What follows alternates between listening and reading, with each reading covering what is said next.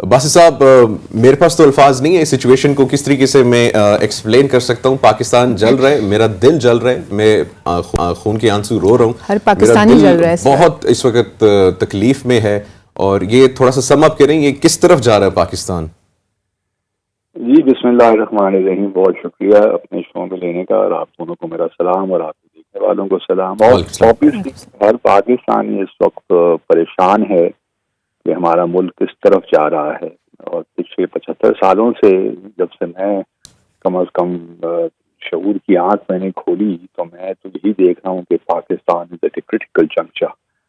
اور آج تو واقعی لگتا ہے کہ پاکستان از ایٹ اے کرٹیکل جنکچر. اور جس طریقے سے معاملات انفولڈ ہو رہے ہیں کسی طور بھی اس سے جو ہے ہمارے ملک کی کوئی خیر نہیں لگتی. دیکھیے جہاں تک سیاست کا تعلق ہے, سیاست میں احتجاج کا بھی حق سب کو ہے.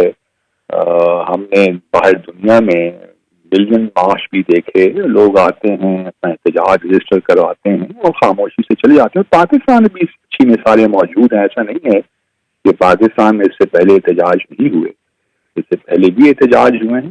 بڑے اچھے طریقے سے لوگ اپنا مدعا بیان کر کے جمع ہو کے نکل جاتے تھے. اور ایک اس کا قانونی پہلو ہے. جہاں تک سیاست کی بات ہے, میں سمجھتا ہوں کہ 2 دن سے جو پاکستان میں ہو رہا ہے اس کو کسی طرح بھی کنڈون نہیں کیا جا سکتا.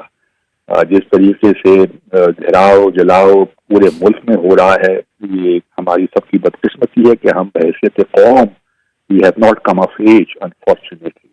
اور ہماری سیاست جو ہے وہ بھی میچور نہیں ہوئی. اور میں تو یہاں تک کہوں گا کہ ہمارے سیاستدان بھی میچور نہیں ہوئے. اور جس طریقے سے ہم بات چیت کرتے ہیں, جس طریقے سے ہمارا ایک پورا ہم بیانیہ بنانے کی کوشش کرتے ہیں اپنے سیاسی مخالفین کے خلاف, اس میں بھی میچورٹی مجھے نظر نہیں آتی. تو آج یہ اسی کا ہی شاخسانہ ہے جو ہم دیکھ رہے ہیں. تو یہ بھی آپ کو یاد رہے کہ پاکستان جو اس وقت ہے بڑے مشکل حالات میں ہے.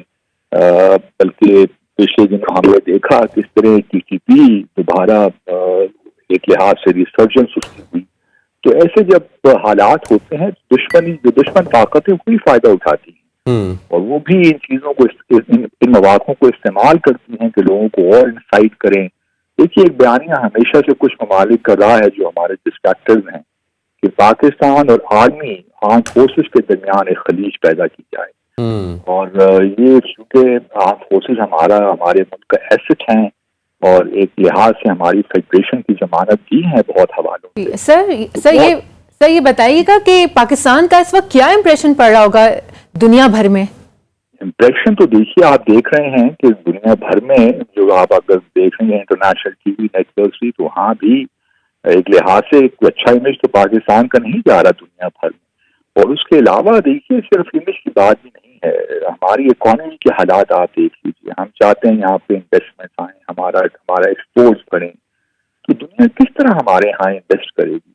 کس طرح جو ہمارے فلیگ شپ مثال کے چائنا کے وزیر خارجہ پچھلے دنوں پاکستان آئے ہوئے تھے. پہلی دفعہ میں نے اپنی سفارتی زندگی میں 36 سال گزارے, پہلی دفعہ کسی چینی لیڈر نے پبلکلی ہمیں یہ مشورہ دیا کہ آپ اپنی جو سیاست ہے جو عدم استحکام ہے اپنے ملک کو دور کریں. تو یہ واضح کرتا ہے کہ ہمارے دوست تو بہت ہی پریشان ہیں. کس طرح سی پیک آگے چلے گا, کس طرح یہاں پہ انویسٹمنٹ آئے گی, جو اس وقت ہمارے یہاں اکانومی کی صورتحال ہے کس طرح ہم باہر نکلیں گے.